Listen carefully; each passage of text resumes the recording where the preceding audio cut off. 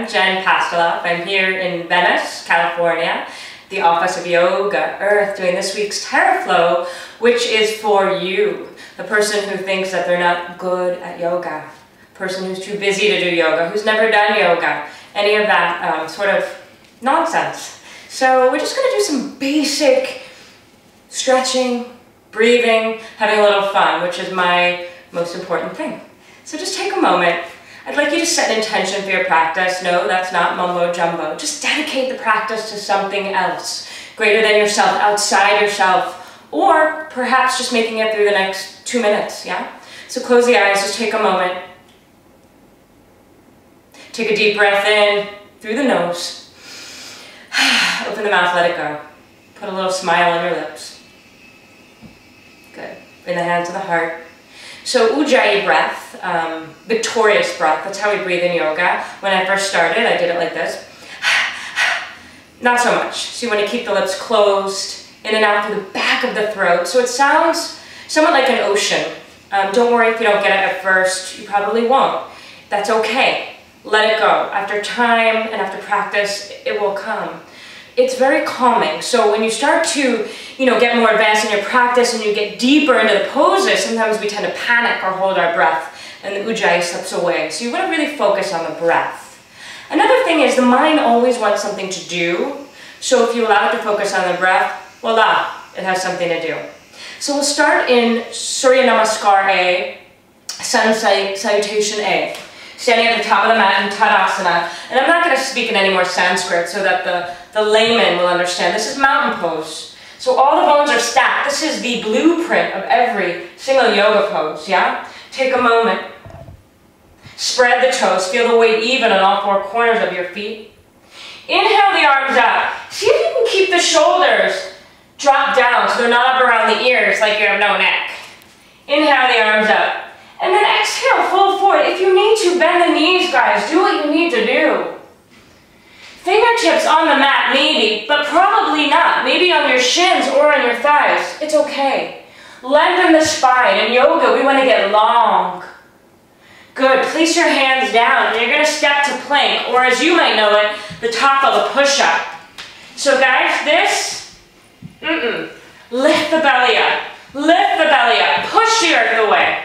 You might want to put your knees down now if you've never done yoga, or if you're tired or just had a baby.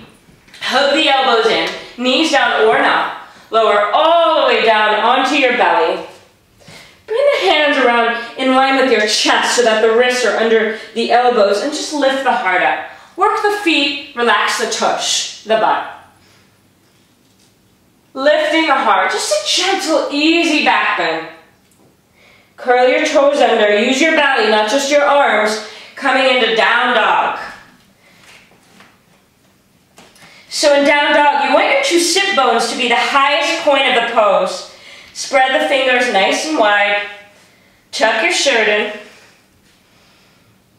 and then bend your knees. I'm going to suggest stepping. Some of you are going to want to hop to the top if you've seen some fancy yoga videos. Again, inhale, lengthen, look halfway forward. Bend the knees if you need to. And then you're going to come up either with a flat back or roll your way up, which is equally as awesome or more awesome. Reach the arms up. Bring the hands to the heart. So that's a great thing that we do in yoga because it warms up all the major muscle groups. Also connects us to a ritual. And the great thing about it is after a few times, you don't have to think about it anymore. You're just in your body. So that's that. I'd like you to do it 3, 5, 10. You decide how many times you want to do it. Then, let's get into some stretching because I'm guessing a lot of you that are watching this just are new to yoga maybe and want to just really open up the body. So we'll come down onto the mat. Coming into Baddha Konasana. Oops, Sanskrit. Let's call it butterfly.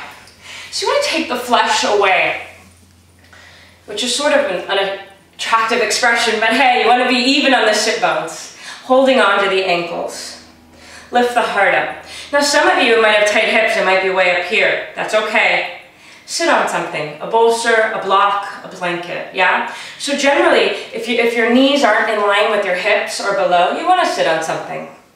I'm going to suggest sitting up here. If you're really bendy, you can fold forward.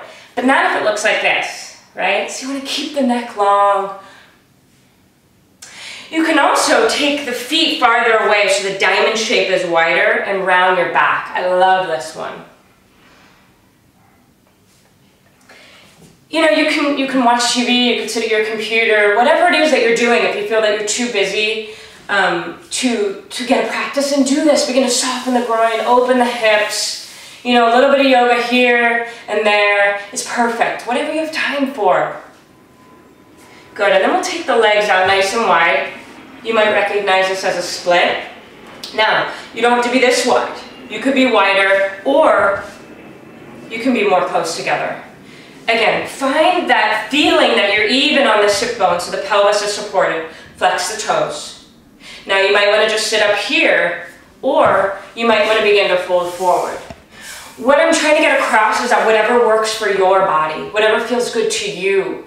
So there's a lot of times when we practice, and I'm guilty of it sometimes, is looking around and comparing yourself or beating yourself up. Let all that go. Feel a little bit of a sensation and you're perfect. Good, so we'll bring the legs together and then you'll pull the right foot into the groin. This is called knee to the nose. Please don't take it literally, unless you're very bendy. Reach the arms up, twist toward the leg that's extended. It might not happen that you're going to fold forward, but if it does, fold forward, keeping that twist. And if it doesn't, I'd like you just to sit up and really try to root that right thigh down and turn toward the left leg. Keep the face soft so that you're not looking like you're being tortured. And you'll do that on both sides. I'd love to get into the hips. So my favorite hip opener is single pigeon, and I know that that's not acceptable or accessible to everybody. So first I'll show you thread the needle. You'll lie on your back. Super easy and super yummy. Cross one foot over the opposite knee and hug the opposite knee into the chest. Try to keep the foot, for me it's my right foot, flexed.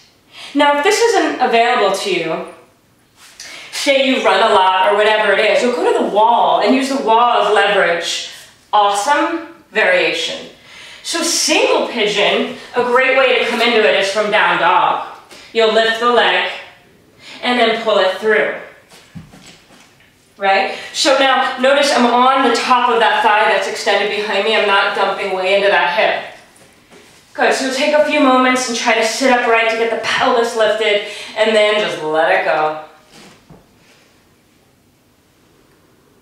So there's a lot of variations of this. You can bring the hands to prayer and do twists, but hey, that's getting kind of advanced and we want to keep it simple. Kiss, keep it simple, stupid. You're not stupid, I love you. You're awesome. Find a reason to declare yourself awesome right now. Namaste. Thank you, Yoga Earth.